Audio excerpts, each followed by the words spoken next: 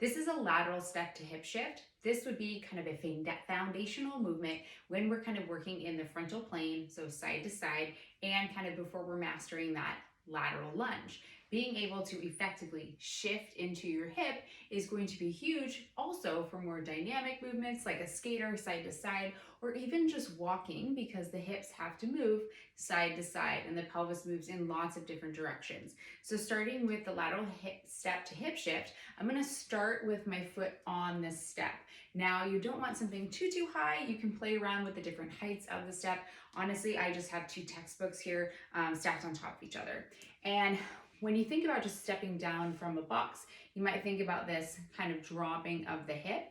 And the goal here with this hip shift, as we step off the books in this case, is we want to really feel that hip kind of sit back and find some length through the back side of the booty. So as I step off the books, I'm going to think about stepping and shifting into my hip.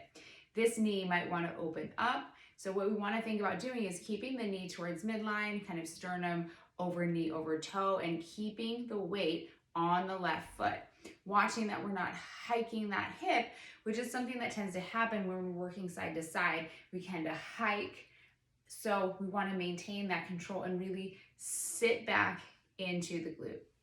So thinking about that lateral step to hip shift, I'm essentially just keeping those hips nice and level, and I'm thinking about stepping off and shifting into the hip.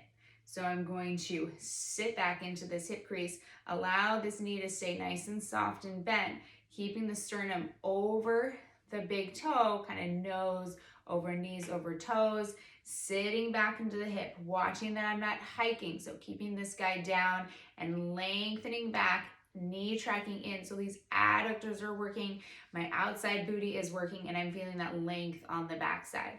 I can even reach forward with my hand just to kind of facilitate that movement.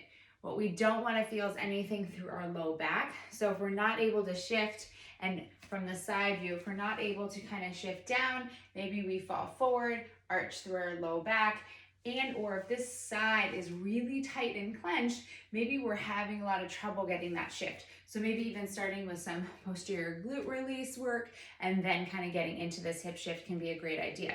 So with that lateral step to hip shift, foundational movement for introducing that frontal plane side to side, we're really just working on even getting into that hip and sitting into and creating space.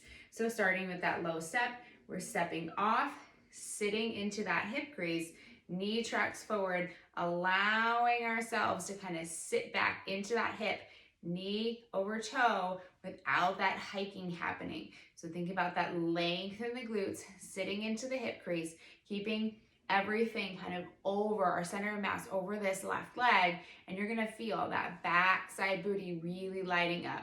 If you do not feel your glutes in a lateral lunge, then starting with a lateral step to hip shift is a great idea. So you can even focus on sitting back and getting that space in the back of the hip so you can move in that frontal plane more effectively. You can also try different sides or experiment on your other side because it may feel different.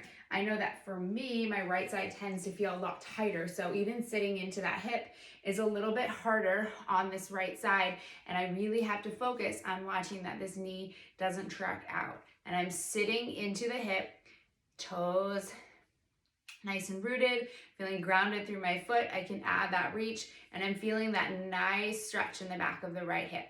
So that is your lateral step to hip shift.